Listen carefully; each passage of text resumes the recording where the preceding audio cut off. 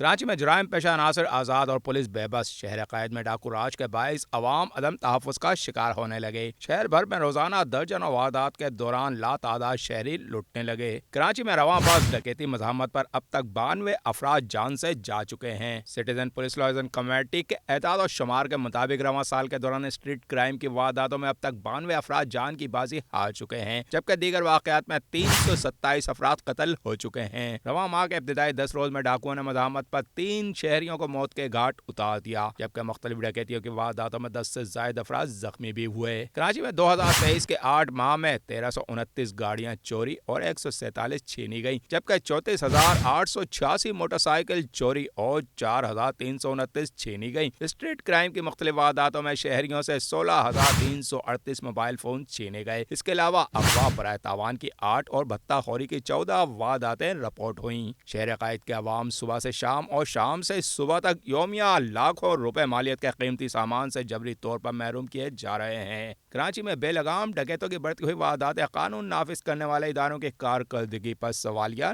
نشان ہیں۔ Metro one news, ہر پل کی خبر۔